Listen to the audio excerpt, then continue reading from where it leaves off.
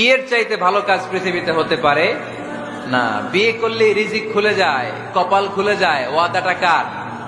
চিল্লায় বলেন কার? কাজী নজরুল ইসলাম অল্প বয়সে বিয়ে করেছেন।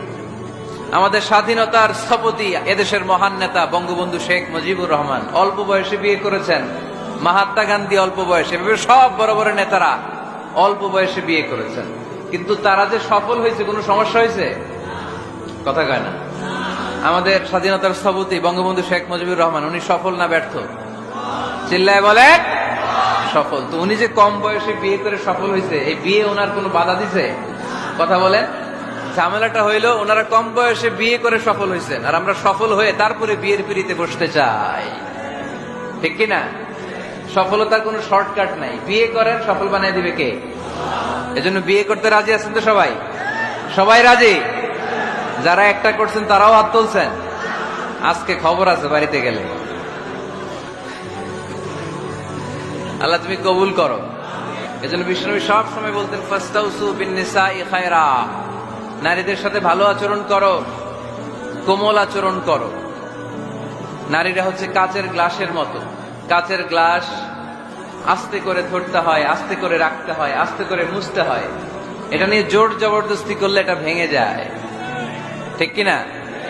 এজন্য নারীদের সাথে কোমল আচরণ করবেন, ভালোবাসার কথা বলবেন, আপনার স্ত্রীর কাছে আপনার ভালোবাসা প্রকাশ করবেন প্রাণ উজাড় করে। পারবেন?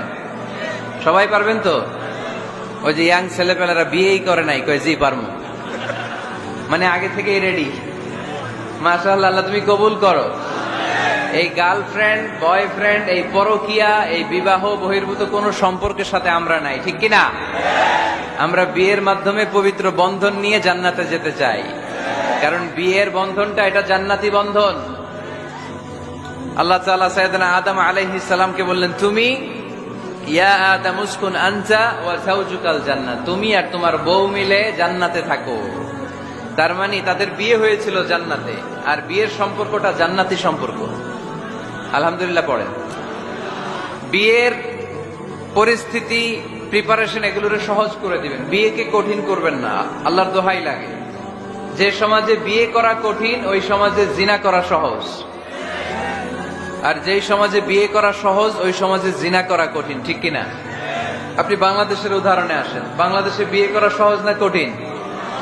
কঠিন। 8 লক্ষ টাকা মোহরানা দেয়া লাগবে, এত টাকা পামু কই? কথা বলেন। কিন্তু পরকিয়া করা সহজ। অবৈধ সম্পর্ক বিল্ড আপ করা, গার্লফ্রেন্ড বয়ফ্রেন্ড সম্পর্ক রাখা, বান্ধবীরে বাদাম খাওয়ালে আপনার সাথে চলে আসবে, ঠিক কিনা? তার মানে অল্প পয়সায় এই হারাম সম্পর্কগুলোকে অর্জন করা যায়। আর বিয়ে করতে চাইলে বাবা বলে আগে নিজের পায়ে দাঁড়া। তো এতদিন কার পায়ে দাঁড়াইছে? কথা কি বুঝতে পারতেছেন?